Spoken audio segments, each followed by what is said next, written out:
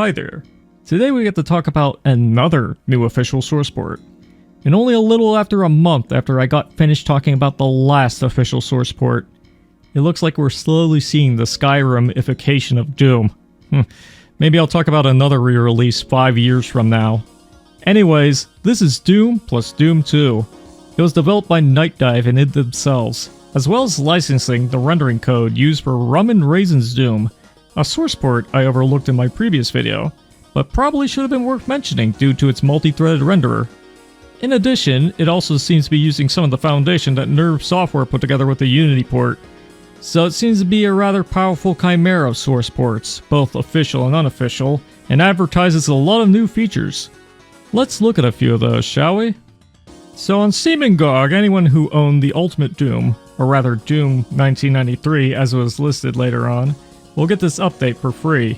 If you missed the Unity port for whatever reason, the Steam version will allow you to downgrade back to it, and I believe there should be a download option for it on GOG still as well. With this update, you not only get Doom and Doom 2, but both parts of Final Doom, No Rest for the Living, the Master Levels, an officially condoned sigil, and a brand new 2-episode set designed by id, Nightdive, and Machine Games, Legacy of Rust.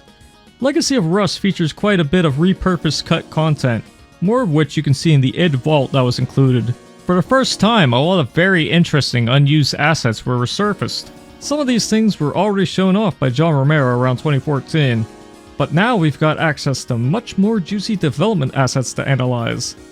Although I'll leave that job to the other Doom tubers. For the soundtrack of Doom and Doom 2, you now have the option to choose between Andrew Holschultz's IDKFA versions, renditions of the original MIDIs on the Roland SC55, or the port's own MIDI players, which either use Gravis ultrasound emulation or an FM synth with 2 different patch sets if you want to emulate that classic OPL sound. Multiplayer has gotten more love than before too. Not only can you play online more easily than ever with an official source port, a map pack full of deathmatch levels was also included, with the potential for cross-console play. Now if deathmatch isn't your thing, then you can also consider co-op. It's pretty neat, if you can handle the netcode. In response to Doom's modding scene, a browser for mods was included with this port too. Now if you check the page, you'll see that it mentions Boom support. While that's true, this port goes way beyond that. It supports id24, which you could say is an even juicier version of MBF21. id24 is demonstrated in part with Legacy of Rust, though that Y can also be ran in a port with MBF21 support.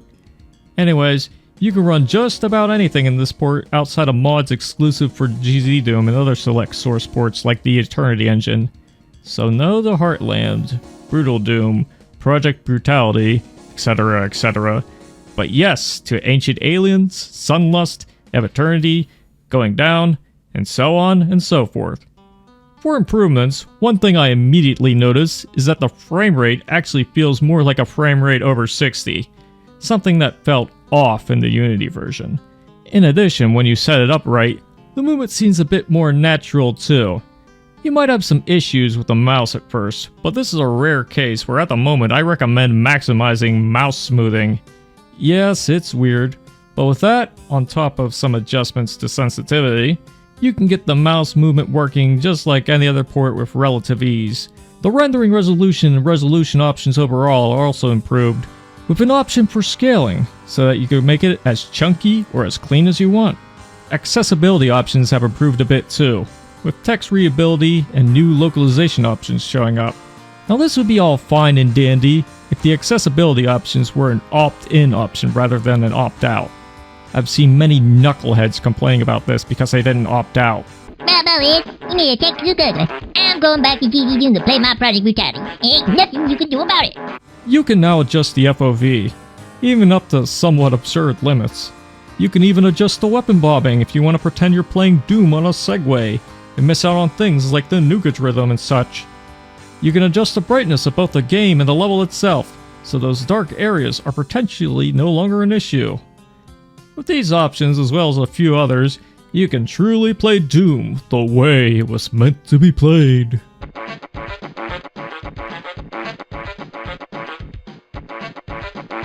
Yeah, it's pretty goofy in some parts, I think most of the default settings will work for most people. You can mess around with this yourself to get your ideal setup. Get familiar with these settings, keybinds, and other things if need be. Speaking of those, with a quick adjustment of the preset, you can go from WASD to ESDF to a custom preset with a quick press of the button in the key binding menu, which might be pretty good for those EDSF enthusiasts. Anyways, you can also fit around with the crosshair if you happen to use it. It's become much more modular than the Unity version, although it still functions in a very similar way, switching color whenever your auto-aim locks onto an enemy. You can even mess around with additional modifiers in-game regarding the difficulty. You can choose to pistol start each level, have additional pickups and enemies from multiplayer, fast monsters, respawning monsters, no monsters, the works. This port is not without some very strange issues, however. For one, that pistol start option can mess up your gameplay when you pick up a backpack in one level and try to pick up another in the next. It does not raise your ammo capacity after that. Less important but still an issue to me is also the strange phenomenon of Doom Guy always showing the ouch face when he takes damage after using a supercharger or a megasphere. One day the ouch face will finally be properly fixed in an official source port. One day. You may have also noticed the inclusion of achievements too. Yeah, you can get all the achievements in like an hour or two with cheats. There's some other little nitpicks, like the skybox being a little bit funky around the edges, which you can see potentially as early as E1M1. The game also sometimes likes to crash for reasons beyond my comprehension. It might have something to do with one of the mods being funky. Speaking of which, the mod browser is pretty damn funky in general right now. You'll see some WADs uploaded by the original authors right next to uploads of the same WAD by a bunch of randos. And out of nowhere, there'll be stuff like Hexen on the mod menu. And no, you can't play it on this port. But I imagine there will be some slightly heavier moderation for this browser soon, if it isn't already happening by the time this video is out. I also noticed that you can't play multiplayer with these mods at the moment, which is sad because a lot of these maps are just begging to be played with your buddies. Being able to play these mods online would be pretty neat, and it seems like a no-brainer, so if Night Diving could do it, then they probably should as soon as they can. Another nitpick is the original MIDI option. It's considerably quieter than all the other options available, and also, it's been nearly 5 years, and they still have messed up loops. Listen.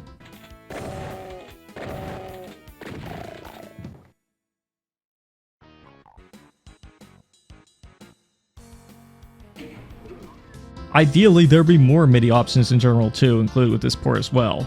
I mean, if you like the Gravis ultrasound emulation, that's fine and dandy, but surely this port can at the very least be allowed to use the GS Wavetable synth, or ideally allow for sound fonts to be used. A lot of MIDIs for custom Doom mods, probably some of the official MIDIs, were not made in mind for the Gravis ultrasound, so some of them can sound really bad when played through it. I know there will be some updates to this port in the immediate future. Ideally, they'll address all the bugs mentioned, and perhaps even add some of the ideas in this video too. I'm still holding out for better MIDI options myself. I probably missed a few bugs in this video, and your experience may also be different from mine with some of the more subjective aspects. Either way, let me know what you think in the comments below, and allow me to give a shout out to the following supporters, including, but not limited to, Griffin, Beaks McMicoom, and Christophine Place.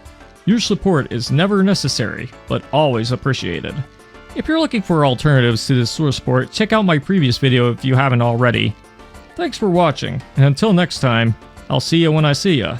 So, see ya.